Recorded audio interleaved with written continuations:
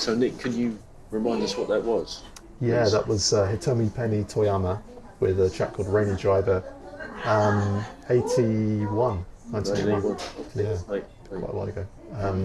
But yeah, I mean, expensive. It sounded good with the cars rushing by in the kind of... the ambient noise. Yeah, kind of enjoyed that. Like a remix, unintentional 2020 remix. So what would you play us next, just to give us an idea of the cross-section of music that's included on the sure. Yeah. Well, I think I'm going to play the next track on the album, which is track 7 from Yumi Seno, which is a cover version of a French artist who created the track, I think, quite a while before. I think this is like in the 70s. Okay. But again, sung in French, but a beautiful version of this track, which I've heard since, and is kind of heartbreaking. And this is like I said, by Yumi Seno, and again it's similar kind of vibe maybe, but has a different kind of sense. Well, the whole thing flows anyway, doesn't it? It's as you said, it's like a soundtrack to an imagined Tokyo of the 80s anyway, so the sequencing flows through in that way anyway, like a score, like a soundtrack. Yeah, for sure. That's good to hear, because that's obviously what that's always the thing. Yeah, right. It's true. But so we definitely get into kind of slightly more punky, edgy territories by the time we'll do that next. Yeah, let's do the punk one next. Yeah.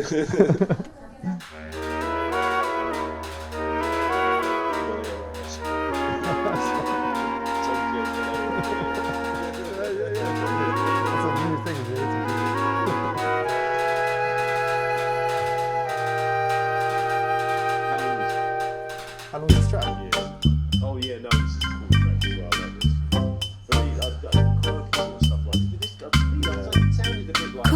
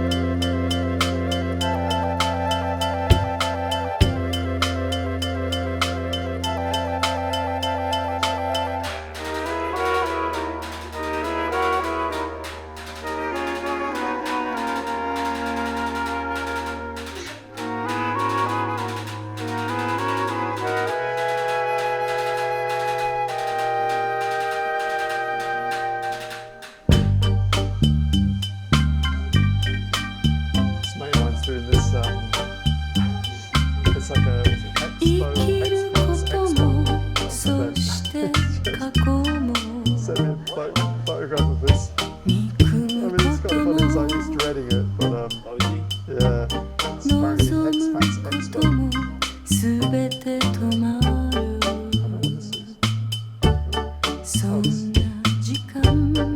They've got like a stand there. They've got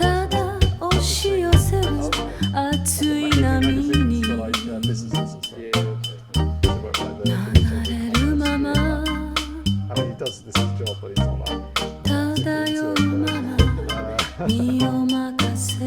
just funny, like,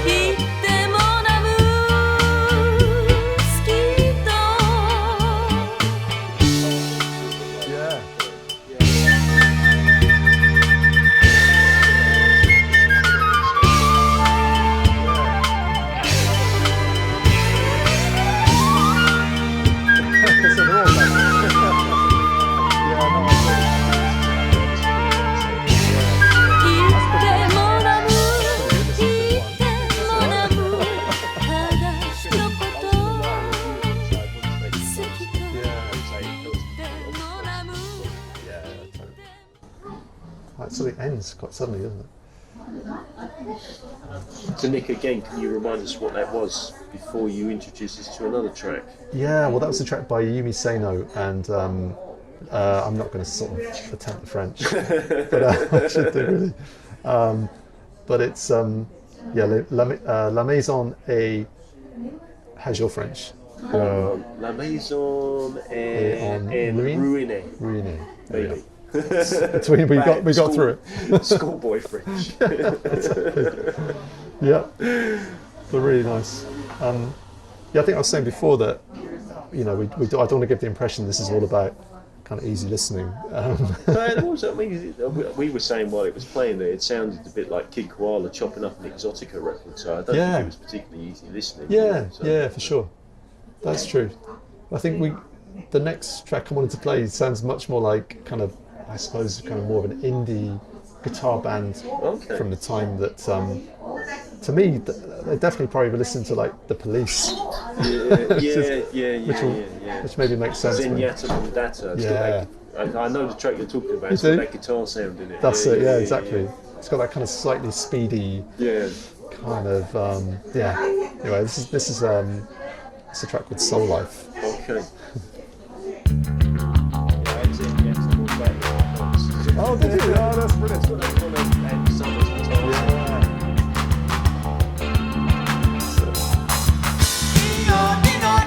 The voices.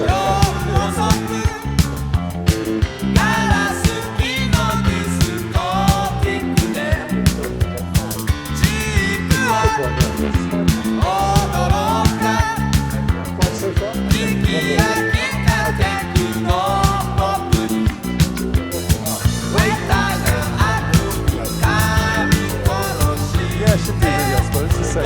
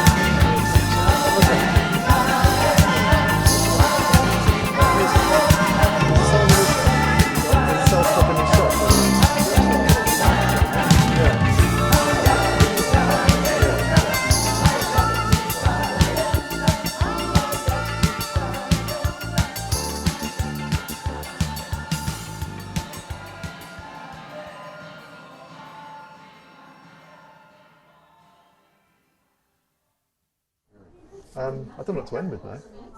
I'm always tempted to end with this, just because it feels like a good ending. Yeah. Okay. Yeah. Well, I think that's a much sought after and well loved track, so it might be a good place. Yeah. Yeah. Let's do that. Okay, that's cool. Yeah. So Nick, you've got one more selection. What's it going to be? Yeah, it's a tough choice, but I'm going to go with the track that ends the album, I think. A big selling point for the record, for the compilation, I think, because I know a lot of people are after that particular track. Yeah, this is such an incredible piece of music. I mean, this isn't from the 80s, so it's before that. This is mid-70s. And it's, I've seen it on, I think, was it Mac DeMarco did used it for a track, which is where I think a lot of people have heard about it. They learned about it, yes. Yeah, exactly. But this is just a really interesting track that is going to be on vinyl again, thanks to We Want Sounds putting this out. From Shigeo Sekito. Hi. Stop getting good with the Japanese here. And this is the word 2. Okay.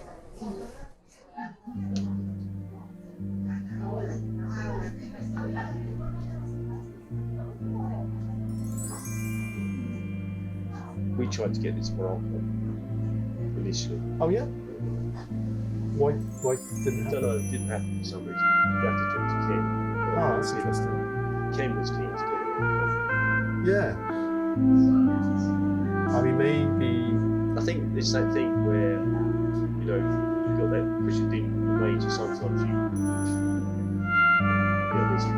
wrong with something. Sometimes you're working with something, you don't find something that's wrong with working with. I think that certain majors he's got contacts, so it's easier for him to work with maybe at that time, maybe, obviously he has now. Yeah, that's what the thing is that it's that, like anything, is his reputation to build. It's much easier to open doors. It's more things you've got to show. Oh yeah, of course, exactly. Yeah. More people are willing to work with. So the stuff is done. Even this one,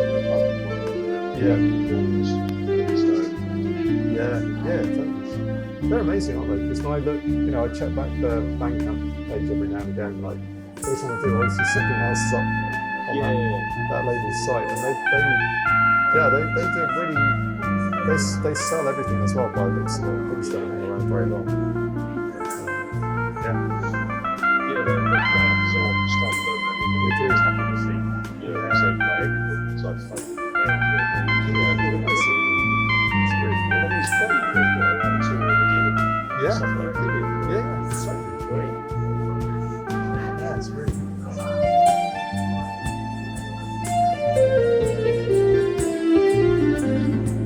This nice track is pretty graphic, isn't it? It really is, yeah. Yeah, because the album's a bit weird, isn't it? This is probably where he's just putting it all together. This is probably his big commercial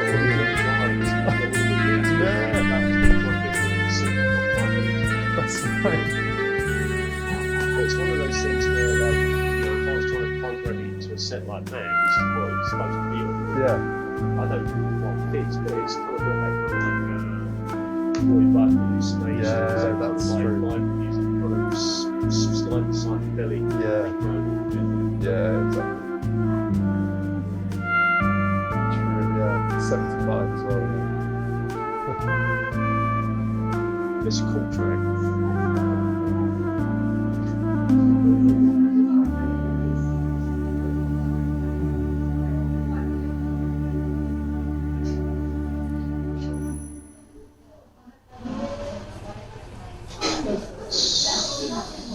So,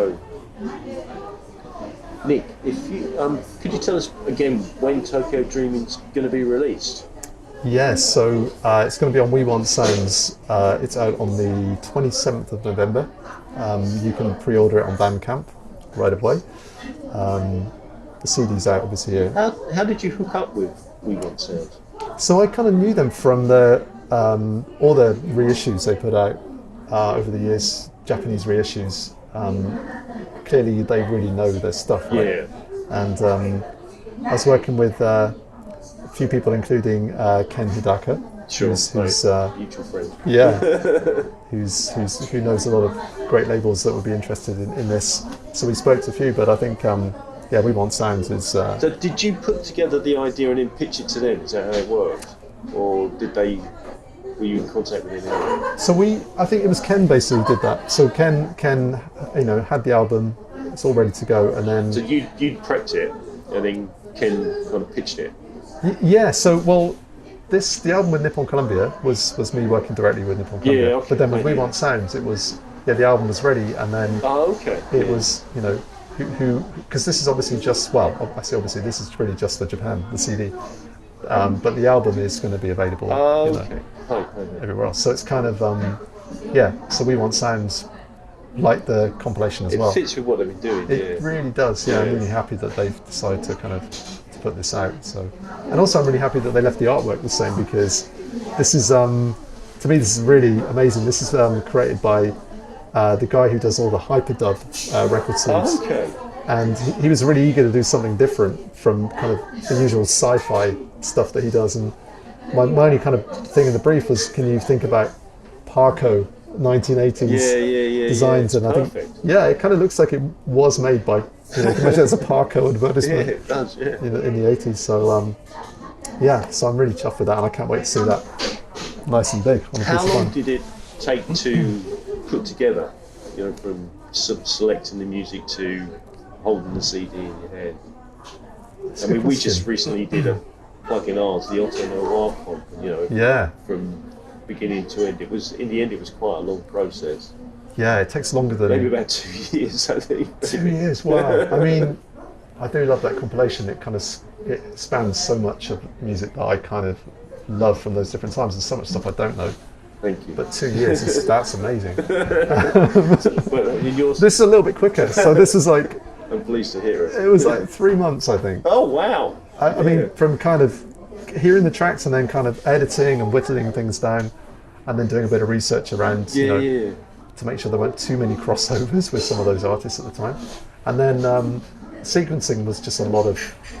Yeah, I mean, it came together pretty quickly. It sounds like it, yeah. Yeah, and even the sequencing didn't take too long to kind of figure out. So I think sometimes some things just kind of come together, don't they, quickly? Looks like it, yeah. It sounds like it. Yeah. Are you working on a volume 2? I would love to. Yeah, there's an opportunity to do more. Do you still have access to the Nippon Columbia archives? Yeah, I believe so. Yeah, I don't think they've banned me yet from hanging around there too long. But or would you just rock up there and listen to music when you feel like it? I don't think it's quite that easy, but I guess I could. I could walk in. I could try it. But I would definitely be up for doing another one. I think there's, as you know, there's just so much music in Japan that hasn't travelled beyond this island for various reasons. And but now there's a hunger for it, and ultimately there's just a lot of good music that should be heard by more people. Yeah. Yeah. I agree. Yeah. And the artists, I think, need the exposure. It'd be great. Yeah. It'd be great if someone could sort of tell their stories, I think. Definitely, yeah. I mean, I was hoping that we could have done some kind of physical launch event as well, with some of the artists involved, and would be really interesting, even if it's a talk event, to hear about people's stories from those times. Yeah, you don't think you might still be able to do that? I mean, you could do. I mean, I know we talk about Ken, but I know that Ken in the past has hosted talk events with jazz artists for the BDE comps that have come out, and maybe you could do something. I mean, if it's a listening or a talking event, that's a really good idea. Yeah, I think that would be a cool thing to do. Absolutely. Yeah, we're all on Zoom. I did several webinars over the last kind of few months, that have worked well, and it's people are up for being involved still, and again, it brings some income into those venues as well, For sure, or absolutely. Talk event. Yeah, I think it would be a cool thing to do. Yeah, it's a good idea. So volume 2, you just made me think I should get in touch again with Nippon Columbia, and let's just see what we can do, because there's so many things I left off. Yeah, definitely. Yeah.